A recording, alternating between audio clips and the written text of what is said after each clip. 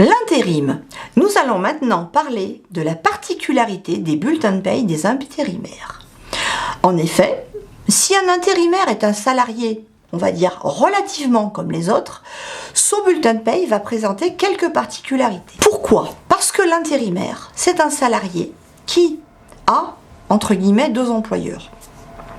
C'est un petit peu complexe, c'est-à-dire que on va avoir d'un côté une agence d'intérim qui va établir un contrat de mise à disposition avec une entreprise lambda et qui va effectivement émettre de l'autre côté un contrat de mission avec l'intérimaire. L'intérimaire va travailler pour l'entreprise utilisatrice, mais va être payé par l'agence d'intérim, l'entreprise de travail temporaire.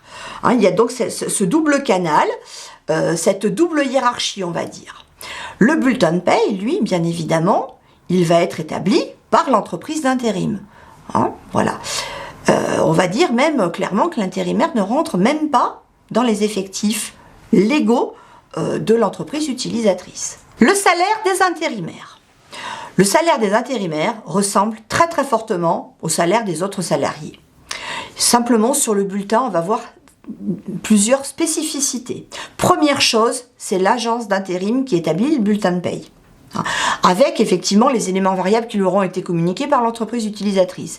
Mais le bulletin de paye est bien au nom de l'agence d'intérim, avec les taux donc de l'agence d'intérim. C'est quand même assez important. Ensuite, l'agence d'intérim refacturera à l'entreprise utilisatrice. Ça, c'est la première spécificité. Deuxième spécificité, et certainement la plus importante pour le salarié, c'est qu'il n'est pas payé sur un salaire mensuel lissé. La plupart des salariés sont payés à hauteur de 151,67 heures par mois. C'est le salaire lambda pour un salarié qui est à temps complet. Eh bien, les intérimaires sont payés au nombre d'heures du mois.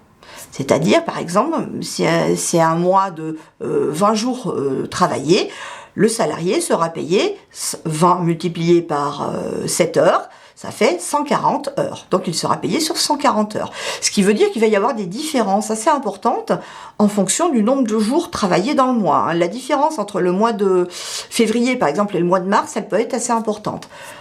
Donc le salarié devra faire attention à ça.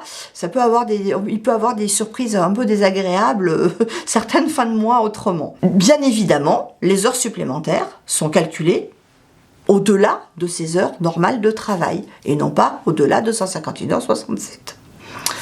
Ce sont les points les plus importants.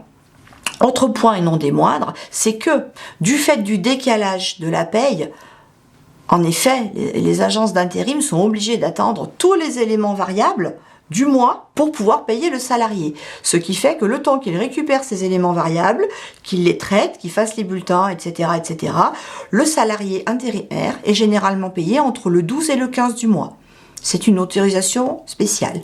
Ce qui veut dire, alors ça c'est plutôt un conseil pour les personnes qui sont amenées à faire de l'intérim, pour les salariés intérimaires, attention à bien gérer son budget, attention effectivement à bien vérifier le nombre d'heures effectuées dans le mois, de façon à ne pas avoir de mauvaises surprises en fin de mois. Après, toutes les agences d'intérim fonctionnent avec des acomptes. Toutes les agences d'intérim vont proposer à leurs salariés, pour justement ne pas les pénaliser, parce que très souvent, ils ont des sorties bancaires de début de mois. Elles proposent toutes des acomptes. Voilà ce qu'on pouvait dire sur le salaire. Nous allons donc maintenant regarder le bulletin de paye d'un intérimaire. Le nombre d'heures est un nombre d'heures réel pour un temps plein, au taux horaire bien évidemment choisi. Les heures supplémentaires sont calculées au-delà de ces heures réelles. Et l'employeur, c'est l'entreprise de travail temporaire, c'est l'agence d'intérim, ce n'est pas l'entreprise utilisatrice.